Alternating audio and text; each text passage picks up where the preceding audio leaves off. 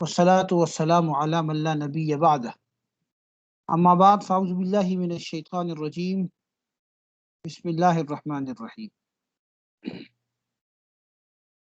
سورہ احزاب کی جو آیات ہم نے پڑھی تھی، آیت نمبر 52، اس کو ذرا دوبارہ دیکھ لیجئے۔ آیت نمبر 52 میں ارشاد فرمایا کہ لا یحل لک النساء من بعد، کہ حلال نہیں ہے آپ کے لیے عورتیں اس کے بعد، ولا اور نہ حلال اور نہ اس بات کی اجازت ہے کہ ان تبدلا، یہ کہ آپ بدل لیں، بہن ان سے، من ازواجن عورتوں میں سے، ولو اعجبک، اگرچہ آپ کو اچھا لگے، حسنہن، ان کا حسن، الا ما ملکت یمینک، مگر یہ کہ جس کے آپ کے دایاں ہاتھ جس کا مالک ہیں، جس کے آپ مالک ہیں۔ وکان اللہ علی کل شیء رقیبا، اور اللہ تعالیٰ ہر چیز کے اوپر نگہبان ہے۔ ان آیات میں جو حکم دیا گیا ہے وہ یہ ہے کہ یہ جو عورتیں آپ کے نکاح میں ہیں، ان کے علاوہ اور عورتیں آپ کے لیے حلال نہیں ہیں، اور نہیں یہ بات آپ کے لیے درست ہے کہ آپ ان موجودہ بیویوں کی جگہ دوسری بیویاں بدل دیں، اگرچہ وہ دوسری بیویاں آپ کو، یعنی دوسری خواتین آپ کو اچھی معلوم ہوں۔ ہاں، آپ اپنی آپ کی لونڈیاں جو ہیں وہ آپ کے لیے حلال ہیں۔ یہاں یہ بات من بعدو کا جو لفظ ہے، یعنی اس سے ظاہری طور پر اس آیت کا معنی تو یہ معلوم ہو رہا ہے کہ اللہ تعالیٰ یہ فرما رہے ہیں کہ آج کے بعد آپ کے لیے اور عورتیں حلال نہیں ہیں، اور اسی طرح جو عورتیں آپ کے نکاح میں ہیں ان کو بدل کر آپ کوئی اور نکاح کر لیں، مثلا کوئی ایک بیوی ہے اس کو طلاق دے دیں، اس کی جگہ دوسری بیوی کر لیں، اس کی بھی اجازت نہیں ہے۔ ظاہری طور پر اس کا مفہوم یہی ہے۔ اس لیے من بعدو کا جو لفظ ہے اس کی دو تفسیریں کی گئی ہیں۔ ایک تفسیر تو اس کی یہ ہے کہ نبی علیہ الصلوۃ والسلام کی نکاح میں 9 بیویاں تھیں، ٹھیک ہے، تو آپ علیہ الصلوۃ والسلام کو یہ حکم دیا جا رہا ہے کہ ان 9 عورتوں کے بعد، یعنی وہ 9 عورتیں جو آپ کے پاس اس وقت نکاح میں ہیں، اس کے علاوہ کسی اور سے آپ کے لیے نکاح کرنا حلال نہیں ہے، ٹھیک ہے۔ ایک تو یہ تفسیر کی گئی ہے، چنانچہ حضرت انس رضی اللہ تعالیٰ عنہ فرماتے ہیں کہ جب یہ ازواج مطہرات نے نبی علیہ الصلوۃ والسلام سے مطالبہ کیا، جب حالات تھوڑے سے بہتر ہوئے اور فتوحات شروع ہوئی، تو اس وقت ازواج مطہرات نے مطالبہ کیا تھا کہ ہم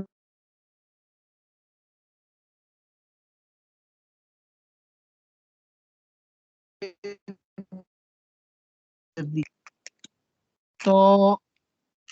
یہ آیات پیچھے گزر چکی ہے، ٹھیک ہے نا جی، کہ اللہ تعالیٰ فرماتے ہیں کہ اگر ٹھیک ہے، اگر تم دنیا کی زیب و زینت چاہتی ہو تو ان کو کہہ دو کہ آؤ میں تمہیں دے دوں تو رخصت کر دوں۔ اور پھر نبی علیہ الصلوۃ والسلام نے اپنی بیویوں سے اس بات کا اظہار کیا، تو تمام ازواج مطہرات نے کیا کہا؟ فرمایا کہ تنگی اور یعنی جو ہماری پاس تنگی ہے یا فراخی جو بھی حالات آئیں گے ہم اس پر قناعت کریں گے، ہمیں آپ کی زوجیت منظور ہے۔ نبی علیہ الصلوۃ والسلام کی زوجیت میں رہنا انہوں نے اختیار کیا اور جو اپنا مطالبہ تھا اس کو چھوڑ دیا۔ تو اس پر اللہ تعالیٰ کی طرف سے ازواج مطہرات کو ایک طرح سے بطور انعام کے اللہ تعالیٰ کی طرف سے یہ حکم آیا کہ اب نبی علیہ الصلوۃ والسلام کسی اور سے نکاح نہ کریں۔ لیکن یہ جو 9 بیویاں ہیں جو نبی علیہ الصلوۃ والسلام کے ساتھ قناعت والی زندگی پر راضی ہو گئی ہیں باوجود فراخی کے، تو ان کی اس مطلب اختیار پر اللہ تعالیٰ نے بطور انعام کے آپ علیہ الصلوۃ والسلام کو بھی انہی 9 ازواج کے ساتھ مخصوص کر دیا، ان کے علاوہ کسی اور سے نکاح کو منع کر دیا۔ تو اس آیت میں یہی کہا گیا کہ آپ کے لیے اس کے بعد جو ہے عورتیں حلال نہیں، یعنی ان 9 بیویوں کے علاوہ آپ کے لیے کوئی اور نکاح کرنا حلال نہیں، ٹھیک ہے نا جی۔ ایک تو اس کی یہ بالکل واضح سی تشریح ہے اور واضح سی بات ہے، ٹھیک ہے نا۔ اچھا جی، دوسری تفسیر جو حضرت عبداللہ ابن عباس سے اور حضرت اکرمہ سے، اسی طرح ائمہ جو تفسیر ہیں دیگر امام مجاہد رحمۃ اللہ علیہ وغیرہ سے، انہوں نے سے یہ تفسیر منقول ہے کہ من بعد کا مطلب یہ ہے کہ یہ جو آیت کے اندر مختلف اصناف کی خواتین کا بیان ہے، ان کے علاوہ دیگر عورتیں آپ کے لیے حلال نہیں ہیں، ٹھیک ہے نا جی۔ مثلا آیت کی شروع میں کہا تھا نا کہ آپ کے خاندان کی عورتوں میں سے صرف وہ حلال ہیں جنہوں نے مکہ سے ہجرت کر کے مدینہ جو ہے وہ ہجرت کی، مکہ سے نکل کے مدینہ کی طرف آئے، آپ کی موافقت کی، ٹھیک ہے نا۔ تو خاندان کی عورتوں میں جو مہاجر نہیں تھی ان کے ساتھ نکاح کو حلال نہیں کہا گیا۔ اسی طرح مومنہ کی قید لگا کے آپ علیہ الصلوۃ والسلام کے لیے اہل کتاب عورتوں سے نکاح کو ناجائز قرار دے دیا، ایک دوسری قسم یہ ہوگی۔ اسی طرح دیگر جو خواتین کا عام خواتین کا یہاں پہ ذکر ہے، تو مقصد یہ ہے کہ یہ جو مختلف قسم کی خواتین کا بیان ہے، ان کے علاوہ آپ کے لیے کسی اور سے نکاح کرنا حلال نہیں۔ تو بہرحال اس تفسیر کے مطابق یہ جملہ کوئی نیا حکم تو نہیں ہوگا، ظاہر ہے پیچھے وہی بات ہو گئی ہے جن اصناف کو بیان کیا گیا ہے، تو اس کو پھر پہلے جو جملہ ہوگا یا پہلی جو آیت ہوگی اسی کی تاکید، اسی کی وضاحت سمجھا جائے گا، ٹھیک ہے نا جی۔ تو اس تفسیر کے مطابق نبی علیہ الصلوۃ والسلام کے لیے ان 9 ازواج کے علاوہ دیگر عورتوں سے نکاح حرام نہیں ہوگا، بلکہ اس قسم میں جتنی بھی عورتیں داخل ہوں گی، پھوپھی ذات، خالہ ذات وغیرہ کا بھی جو بیان ہوا تھا، وہ سب کیا ہوں گی، ان سے نکاح کرنا آپ کے لیے درست ہوگا۔ تو بہرحال یہ اس کی دو تفسیریں ہیں۔ ایک تفسیر یہ ہے کہ من بعد کا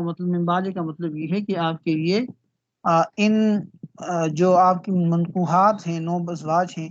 ان کے علاوہ آپ کسی اور سے نکاح نہیں کر سکتے۔ اور دوسری تفسیر یہ ہے کہ اس آیت میں جو مختلف قسم کی عورتوں کا بیان ہوا ہے، ان کے علاوہ آپ کے لیے کوئی اور عورت حلال نہیں ہے۔ آگے فرمائے کہ ولا ان تتبدل بہن من ازواج، ساتھ یہ بھی کہا یعنی آپ کے لیے یہ بھی حلال نہیں ہے کہ آپ ان ازواج کے علاوہ دوسری عورتوں سے نکاح کر لیں، ٹھیک ہے۔ مقصد کیا ہوگا کہ ایک کو طلاق دے کر اس کی جگہ دوسری کو بدلیں، ان تبدیلی کی نیت سے کوئی نکاح جائز نہیں۔ اگر آیت مذکورہ کی یہی تفسیر مراد لی جائے، جو پہلی تفسیر ہم نے کی تھی کہ آپ کے لیے 9 بیویاں جو آپ کے نکاح میں ہیں وہ حلال ہیں، ان کے علاوہ کوئی اور حلال نہیں ہے، اور نہ ان کو بدلنا حلال ہے، تو ایسی صورت میں معنی کیا ہوگا کہ آئندہ کسی بھی عورت کا اضافہ آپ نہیں کر سکتے ازواج کے اندر، اور نہ کسی کی تبدیلی کر سکتے۔ مطلب ہے کہ جو بیویاں آپ کے نکاح میں ہیں انہی کو رکھیں، ان کے علاوہ کسی اور سے نکاح بھی نہیں کر سکتے اور ان کو بدل بھی نہیں سکتے، ٹھیک ہے نا جی۔ تو اس کے مطابق تو اس کی تفسیر جو ہے وہ یہی ہو جائے گی، ٹھیک ہے نا جی۔ تو بہرحال یہ دو اس کی آیت کے اندر تھوڑی سی وضاحت تھی، وہ میں نے آپ کے سامنے رکھتی ہے۔ اچھا جی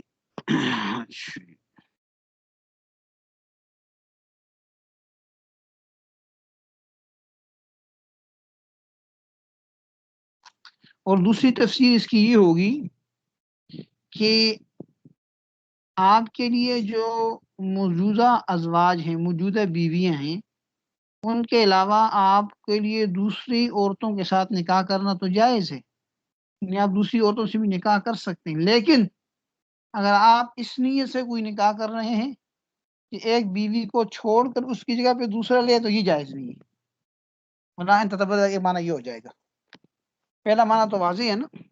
پہلے والے معنی کے مطابق تو یہ ہوگا کہ آپ کے لیے ان کے علاوہ کوئی عورت حلال ہی نہیں ہے اور نہ ان کو بدلنا حلال ہے۔ اور دوسری تفسیر کیا ہوگی کہ آپ کے لیے نکاح تو تمام قسم کی عورتوں کے ساتھ حلال ہیں، وہ 9 جو آپ کے نکاح میں تھی وہ بھی ہیں، ان کے علاوہ بھی آپ خواتین سے نکاح کر سکتے ہیں جیسے کہ آیت کے اندر بیان ہوا، لیکن اگر آپ ان موجودہ خواتین میں سے، موجودہ ازواج مطہرات میں سے کسی کو اس نیت سے طلاق دے دیں کہ یہ چلی جائے، اس کی جگہ پہ دوسری لے آؤں، یہ درست نہیں ہوگا۔ مطلقاً اگر آپ نکاح میں اضافہ کرتے ہیں تبدیلی کی نیت نہیں تو ٹھیک ہے۔ تو بہرحال یہ دو تفسیریں ہیں جو اس آیت کے اندر بیان کی گئی ہیں۔ آگے جو آیات ہیں وہ ہم پڑھتے ہیں. فرمایا اعوذ باللہ من الشیطان الرجیم یا ایھا الذین آمنوا لا تدخلوا بیوت النبی الا ان یؤذن لکم الى طعام غیر الناظرین اناہ ولكن اذا دعیتم فادخلوها فاذا طعمتم فانتشروا ولا مستأنسین لحدیث ان ذلك كان يؤذي النبي فيستحيي منكم والله لا يستحيي من الحق وإذا سألتموهن متاعا فاسألوهن من وراء حجاب ذلك أطهر لقلوبكم وقلوبهن وما كان لكم أن تؤذوا رسول الله ولا أن تنكحوا أزواجه من بعده أبدا إن ذلكم كان عند الله عظيما صدق الله مولانا العظيم. آیت کا پہلے ترجمہ دیکھتے ہیں، پھر ہم اس کی تشریح کی طرف جائیں گے. فرمایا کہ یا ایھا الذین آمنوا، اے ایمان والو، لا تدخلوا، تم داخل مت ہو، داخل نہ ہو، بیوت النبی، نبی کے گھروں میں. بیوت النبی، نبی کے گھروں میں. بیوت بیت کی جمع ہے اور بیت چھوٹے گھر کو کہتے ہیں جو کمرے کے لیے بولا جاتا ہے. ظاہر نبی صلی اللہ علیہ وسلم کی مختلف ازواج مطہرات تھیں اور مختلف کمروں میں، مختلف بیوت میں تھی، تو وہ سارے ہی آپ علیہ الصلوۃ والسلام کی بیوت کہلائے. الا ان یؤذن لکم، سوائے اس کے کہ تم کو اجازت دے دی جائے، الی طعام، کھانے کی طرف. لیکن کھانے کی جو اجازت آ جائے تو تم چلے جاؤ، تو غیر ناظرین، تو نہ دیکھو، اناہو، اس کے پکنے کو. ولیکن، لیکن اذا دعیتم، جب تمہیں بلایا جائے، فادخلوا، تو تم داخل ہو جاؤ. فاذا طعمتم، پھر جب تم کھا لو، فانتشروا، تم منتشر ہو جاؤ، چلے جاؤ، پھیل جاؤ. ولا مستأنسین لحدیث، اور جی لگا کر مت بیٹھو باتوں کے لیے. ان ذالکم، بے شک یہ تمہاری بات، کان یؤذی النبی، نبی کو ایذا دیتی ہے. فیستحی، پس وہ نبی جو ہیں وہ کیا کرتے ہیں؟ حیا کرتے ہیں، شرماتے ہیں. منکم، تم سے، کہتے نہیں ہیں تمہیں کہ بھی تم چلے جاؤ. لیکن واللہ لا یستحی من الحق، لیکن اللہ نہیں شرماتا حق بات کے کہنے سے. وَإِذَا سَأَلْتُمُوهُنَّ، اور جب تم ان سے کچھ مانگو، یعنی ازواج مطہرات سے کچھ مانگو، من کس میں سے؟ متان، سامان. تو فَاسْأَلُوهُنَّ مِنْ وَرَاءِ حِجَاب، تو تم ان سے مانگو پردے کے پیچھے سے. ذالکم اطہر لقلوبکم، یہ بات تمہاری یہ بات جو ہوگی یہ زیادہ پاکیزگی والی ہے تمہارے دلوں کے لیے. وقلوبہن، ان کے دلوں کے لیے. وما کان لکم ان تؤذوا، اور تمہارے لیے یہ جائز نہیں ہے کہ تم ایذا دو رسول اللہ، اللہ کے رسول کو. ولا ان تنکحوا، اور نہ تمہارے لیے یہ حلال ہے کہ تم نکاح کرو ازواجہ، اس کی بیویوں سے، من بعد ہی، اس کے بعد، ابداً، کبھی بھی. ان ذالکم کان عند اللہ عظیما، بے شک تمہاری یہ بات اللہ کے ہاں بہت بڑی ہے. ان تبدو شیئا او تخفوه، اگر تم کسی چیز کو کیا کرو؟ ظاہر کرو. او تخفوه، یا اس کو چھپاؤ. فإن اللہ، تو بے شک اللہ، کان بکل شیء علیما، ہر چیز کو خوب جاننے والے. ترجمہ میں نے کر دیا. یہ جو آیات ہیں یہ حضرت زینب رضی اللہ تعالیٰ عنہ کا جب نکاح ہوا تو اس موقع پہ نبی علیہ الصلوۃ والسلام نے ولیمہ فرمایا، ولیمہ کیا. اور بہت سارے لوگ تو ایسے تھے کہ جو دعوت سے اور کھانا تیار ہونے سے پہلے ہی آ کے بیٹھ گئے اور بیٹھے رہے وہاں پہ، کھانا پکنے کا انتظار کرتے رہے، حالانکہ ان کو بھی بلایا نہیں گیا تھا. اور اسی طرح بعض لوگ وہ تھے جو کھانا کھانے کے بعد بیٹھ گئے، گپے لگاتے رہے وہاں پہ. تو یہاں پہ ایک ادب سکھایا گیا کہ تمہارا یہ عمل درست نہیں ہے کہ ایک تو تم وقت سے پہلے چلے جاؤ اور پھر کھانے کو دیکھو، انتظار کرو. ظاہر ہے اگر آپ کسی کے گھر میں جاتے ہیں اور وہ مصروف ہے، اپنا کوئی کام کرے گا، اور آپ جا کے بیٹھ گئے ہیں، وقت سے پہلے چلے گئے ہیں، یا وقت پہ چلے گئے لیکن کھانا پینا کھا کے پھر بھی بیٹھ گئے. اب ظاہر ہے کسی نے آپ کو کھانے کی دعوت دی ہے تو جب کھانا وغیرہ کھا لو تو بس عرف کے مطابق نکل جایا کرو۔ اب نبی علیہ الصلوۃ والسلام کو اتنے سارے کام، اتنی آپ کی ذمہ داریاں، اور لوگ بیٹھے ہوئے گپے لگا رہے ہیں، ہاں جی، خوش ہو رہے ہیں، جیسے ظاہر ہے یعنی لوگوں کی خواہش ہوتی ہے کہ بیٹھے رہیں، خاص طور پہ پھر نبی علیہ الصلوۃ والسلام کا گھر ہو اور آپ علیہ الصلوۃ والسلام کی صحبت ہو، تو صحابہ تو بیٹھے رہے، لیکن اللہ تعالیٰ نے اس سے روک دیا، یہ طریقہ ٹھیک نہیں ہے، آداب کے خلاف۔ تو حکم تو یہاں پہ آیات کا نزول تو خاص ہے، لیکن اس کا حکم عام ہے۔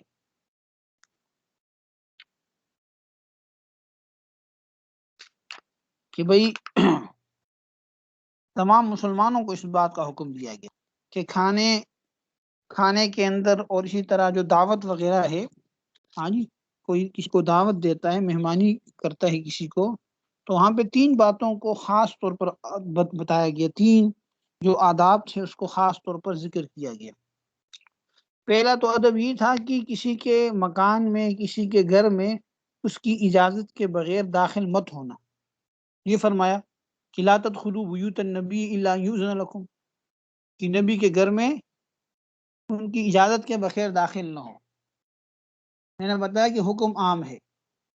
نبی علیہ الصلوۃ والسلام کے لیے بات کی گئی، لیکن یہ حکم عام ہے، تمام مسلمانوں کے لیے یہ حکم ہے، کسی کے گھر میں بھی آپ اس طرح داخل نہیں ہو سکتے کہ آپ کو اجازت نہیں ملی اور آپ پہنچ گئے۔ دوسرا ادب یہ ہے کہ جب کسی کے گھر میں داخل ہو جاؤ، آپ کو اجازت ہو اور آپ چلے جاؤ، ٹھیک ہے نا جی، تو وقت سے پہلے آ کر کھانا تیار ہونے تک انتظار میں نہ بیٹھو۔ مثلا کسی نے ولیمے کی دعوت کی ہے 2 بجے اور آپ جا کے 10 بجے ہی بیٹھ گئے ہو کہ بھئی کب تیار ہوگا کھانا۔ اب وہ اپنے کام میں مصروف ہیں، اپنے ان کی پرائیویسی ہے، کیا کر رہے ہیں کیا نہیں کر رہے ہیں، آپ کو سنبھالیں گے، اپنا کام کریں گے، اور پھر وہ آپ کے سامنے بہت ساری چیزیں نہیں کرنا چاہتے، یا کرنا چاہتے ہیں آپ کی وجہ سے اپنے کام نہیں کر سکتے، تو اس لیے اس کو بھی منع کر دیا کہ وقت سے پہلے جانا، اور پھر کیا کرنا کہ کھانے کا انتظار کرنا، برتنوں کو دیکھنا کہ کھانا پک رہا ہے، کہاں تک پہنچا جی، ٹھیک ہے، اس سے بھی منع کر دیا، بلکہ فرمایا کہ جب تمہیں دعوت ہو تب داخل ہو، ویسے نہ داخل ہو جانا۔ اور تیسرا ادب یہ سکھایا کہ جب کھانا وغیرہ سے فارغ ہو جاؤ تو پھر اپنے اپنے کاموں کی طرف نکل جاؤ، منتشر ہو جاؤ، گھر میں بیٹھ کے گپے نہ لگاؤ، ٹھیک ہے جی۔ بہرحال یہ جو عام حالات میں جہاں عادتاً مہمانوں کو کھانے کے بعد کوئی تھوڑی بہت دیکھنے بیٹھنے کو باعث تکلیف نہیں سمجھا جاتا، وہاں تو انسان بیٹھ سکتا ہے، ٹھیک ہے نا جی، خواہش کی وہ فارغ ہو کر اپنے دوسرے کاموں میں لگنا چاہتا ہے، لیکن بہرحال جو دوسرے مہمانوں کو کھلانا مقصود ہے، جہاں حالات اور عادت سے ہی معلوم ہوتا ہے کہ کھانے کے بعد اب مہمانوں کو کا دیر تک بیٹھنا میزبانوں کے لیے تکلیف کا باعث ہوگا، مشقت کا باعث ہوگا، تو اس میں پھر اس بات کی احتیاط کرنی چاہیے۔ یعنی اصل مقصد تو یہاں پہ ایذا اور تکلیف ہے۔ جہاں کوئی رواج ہے کہ کھانے کے بعد لوگ تھوڑی دیر تک بیٹھ جاتے ہیں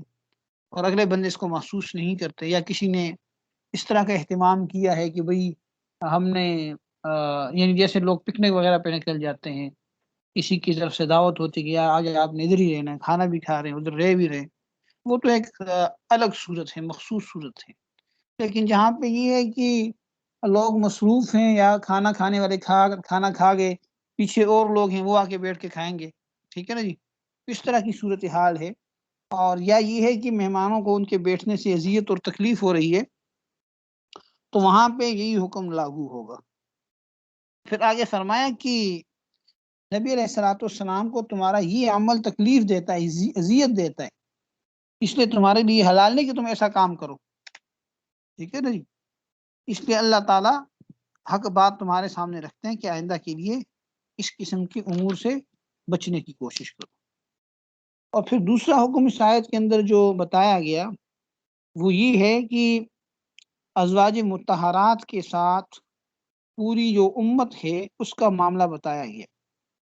حکم تو یہ ہے ازواج مطہرات کے لیے خاص طور پر بیان کیا گیا، لیکن یہ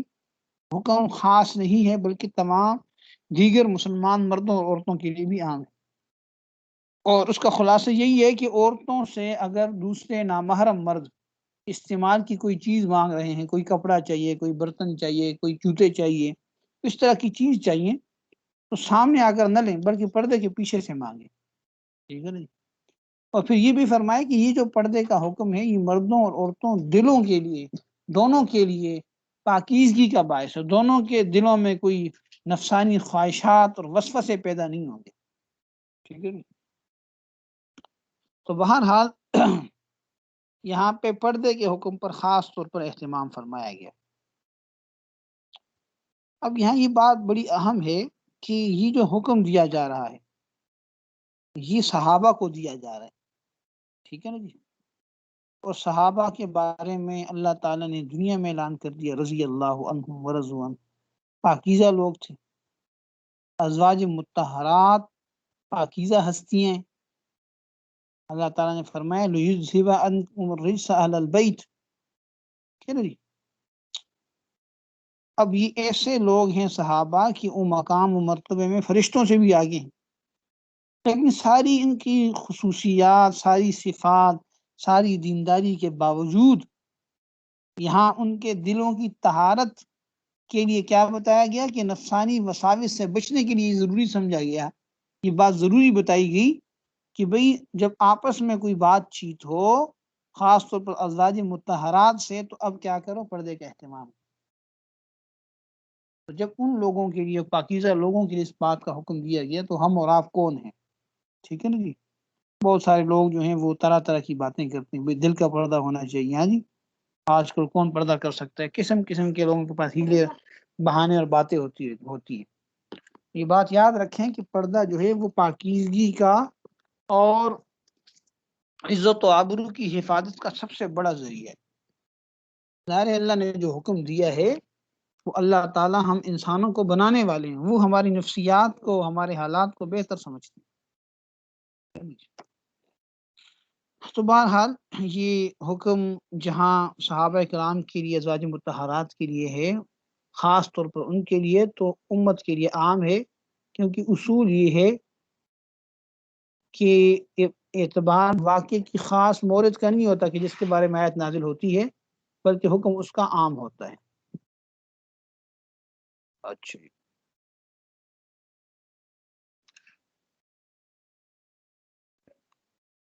آگے پھر پردے کے بارے میں مزید بات ہو رہی ہے، تو پہلے ہم اس کا ایک دفعہ دوبارہ ترجمہ دیکھیں گے۔ اچھا جی، ایک بات یہاں پہ ایک اور بھی ہے جو ہم نے آخری آیت پڑھی ہے، اس میں یہ بتایا گیا ہے کہ مسلمانوں کو یہ بتایا گیا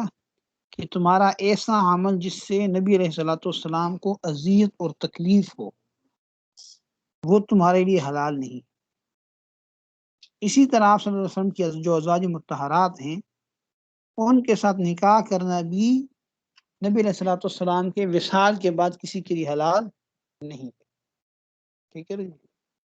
تو یہ حکم جو ہے یہ عام حکم ہے کہ شوہر کی وفات کے بعد تو عام طور پر عام حکم یہی ہے نا کہ جب عدت گزر جائے تو اس کی بیوی دوسرے آدمی سے نکاح کر سکتی ہے، لیکن ازواج مطہرات کے لیے یہ جو حکم ہے خاص ہے کہ آپ صلی اللہ علیہ وسلم کے وصال کے بعد بھی کسی کے ساتھ ان کا نکاح نہیں ہو سکتا۔ تو ایک تو اس کی وجہ یہ ہو سکتی ہے کہ جو ازواج مطہرات ہیں وہ امہات المؤمنین ہیں، ٹھیک ہے نا جی، مومنوں کی مائیں ہیں، وہ ازواجہ امہاتہم اللہ تعالیٰ نے فرمایا، ٹھیک ہے نا جی۔ دوسری اس کی وجہ یہ ہو سکتی ہے کہ جو نبی علیہ الصلوۃ والسلام ہیں بلکہ تمام انبیاء ہیں وہ اپنی قبروں میں زندہ ہیں۔ آپ صلی اللہ علیہ وسلم کی وفات کا درجہ ایسا ہے جیسے کوئی زندہ شوہر گھر سے غائب ہو جائے، اس لیے آپ صلی اللہ علیہ وسلم کی میراث تقسیم نہیں ہوتی۔ یہ دیکھیں نا بہت سارے احکامات ایسے ہیں جس سے انبیاء کی حیات کی بات نکلتی ہے، ٹھیک ہے نا جی۔ تو انبیاء کرام جتنے بھی ہیں وہ اپنی قبروں میں زندہ ہیں۔ نبی علیہ الصلوۃ والسلام نے ارشاد فرمایا کہ الانبیاء احیاء فی قبورہم یصلون، کہ انبیاء جو ہیں وہ اپنی قبروں میں زندہ ہیں، نمازیں بھی پڑھتے ہیں۔ خود نبی علیہ الصلوۃ والسلام نے معراج کی رات فرمایا کہ میرا ایک سرخ ٹیلے پر گزر ہوا، میں نے موسیٰ کو دیکھا کہ وہ اپنی قبر میں کھڑے ہو کے نماز پڑھ رہے ہیں۔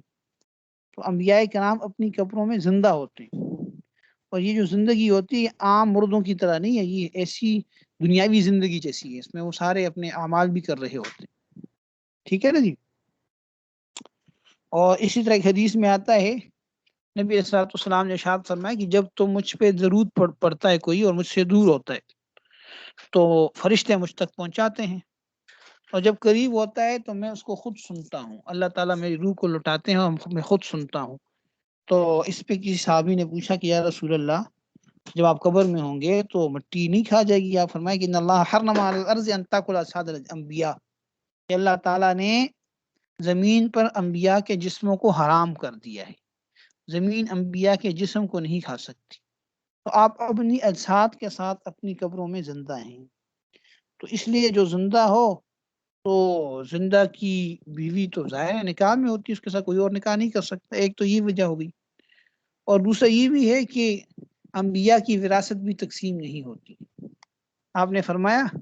انا معاشر الانبیاء لا نورث، کہ ہم جو انبیاء کی جماعت ہیں ہم وارث نہیں بناتے، اموال ان کا تقسیم نہیں ہوتا، بلکہ وہ یعنی ایک طرح سے وقف ہوتا ہے امت کے لیے، ٹھیک ہے نا جی۔ بہرحال یہ ایک الگ موضوع ہے جو انبیاء علیہ الصلوۃ والسلام کی حیات کا ہے، اس پہ کبھی جو مستقل آیات آئیں گی وہاں پہ اس پہ انشاءاللہ بحث کریں گے۔ تو یہاں اس آیت کے اندر یہ بات معلوم ہوئی کہ انبیاء علیہ الصلوۃ والسلام کی جو ازواج ہیں وہ امت کے لیے حلال نہیں ہیں، اگرچہ انبیاء دنیا سے تشریف لے جائیں۔ اللہ اکبر۔ یہ جو آخر میں بات کی گئی کہ اگر تم کوئی بات چھپاؤ یا اس کو ظاہر کرو تو اللہ جانتے ہیں، تو اس میں یہی کہا گیا ہے کہ بعض لوگوں کی خواہش تھی یا ان کی یہ سوچ تھی کہ جب نبی علیہ السلام دنیا سے تشریف لے جائیں گے تو ہم آپ کی ازواج سے کیا کر لیں گے؟ نکاح کر لیں گے، ایک فضیلت کے طور پر یا سمجھنے کے ایک سعادت حاصل کرنے کے طور پر ان کی سوچ تھی، تو اللہ تعالیٰ نے اس سے منع کر دیا اور ساتھ فرما بھی دیا کہ تم اس کو ظاہر کرو یا چھپاؤ، اللہ تعالیٰ کو سب معلوم ہے، ٹھیک ہے نا جی۔ تو ایک دفعہ آپ دوبارہ آیات دیکھتے ہیں، اب انشاءاللہ ترجمہ اور زیادہ آسان ہو جائے گا۔ فرمایا کہ یا ایھا الذین آمنو، اے ایمان والو، لا تدخلوا بیوت النبی، کہ تم داخل نہ ہو بیوت النبی، نبی کے گھروں میں، الا مگر ان یؤذن لکم، تمہیں اجازت دے دی جائے، الا طعام، کھانے کی طرف، لیکن شرط کیا ہے؟ غیر ناظرین انا، غیر ناظرین، نہ دیکھنے والے ہو، اس حال میں کہ تم نہ دیکھنے والے ہو، انا، اس کے پکنے کو۔ مقصد یہاں پہ یہ ہے کہ غیر ناظرین کا مطلب یہ ہے کہ اس کے کھانے پکنے کے انتظار میں نہ بیٹھو،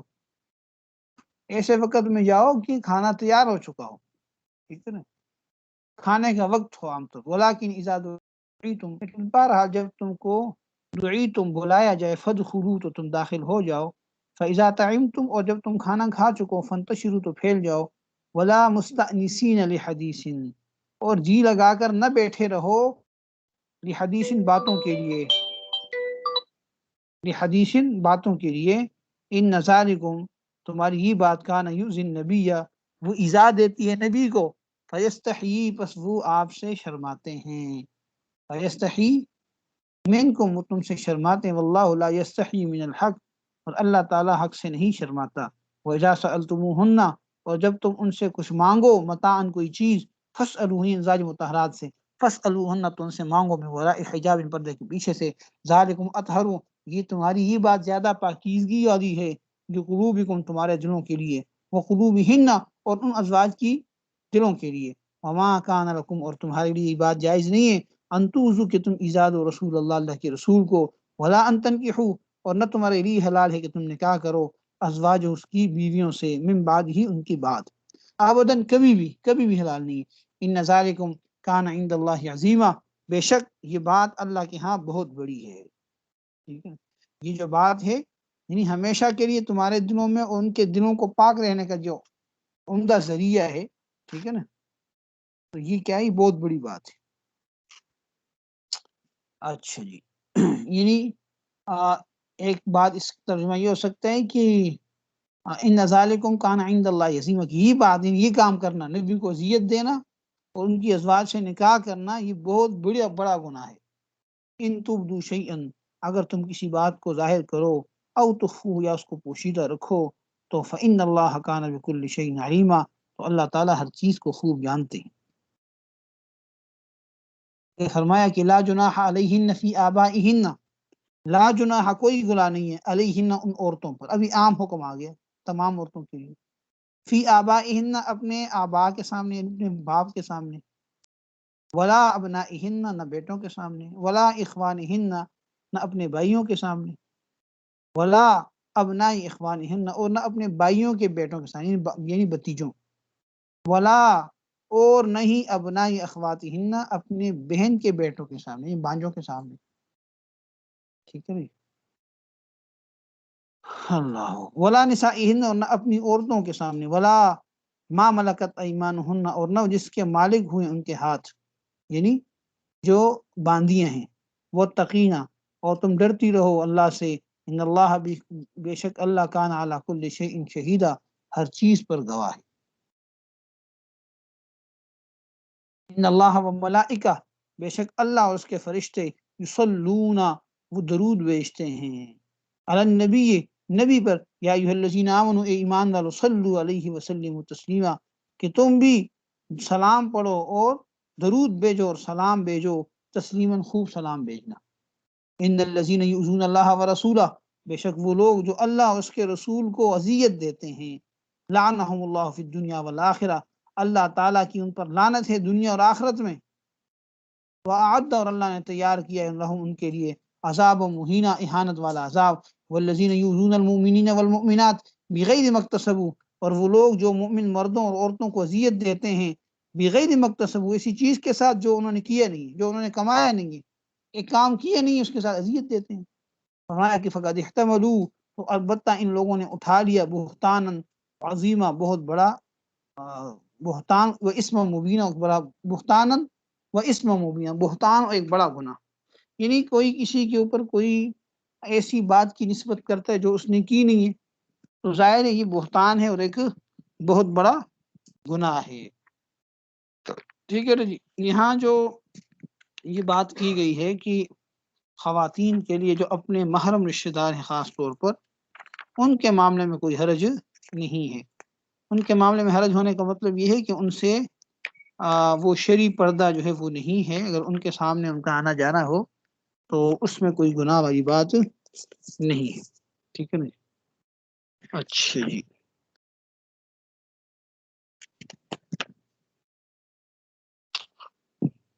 یہ سارے محرم رشتوں کا یہاں پہ بیان ہوا ہے کہ باپ بیٹا، ہاں جی، بھائی بھتیجا اور بانجا، ٹھیک ہے نا جی، اور اسی طریقے سے آگے فرمایا کہ اچھا یہ ایک منظرہ کہاں پہ آگے گئی،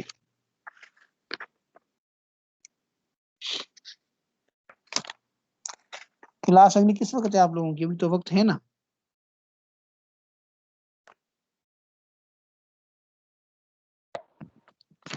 فکر 6 بجے استاد جی۔ اچھا ٹھیک ہے،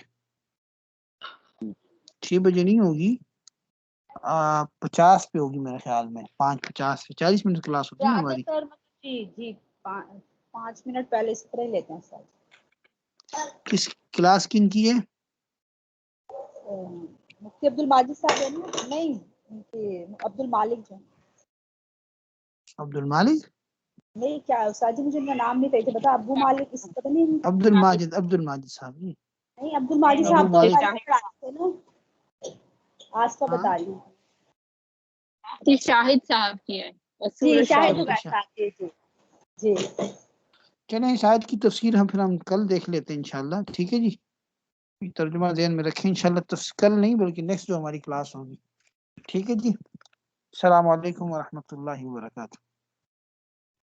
اگر ہے تو آپ لوگ کر لیں گے جلدی سے۔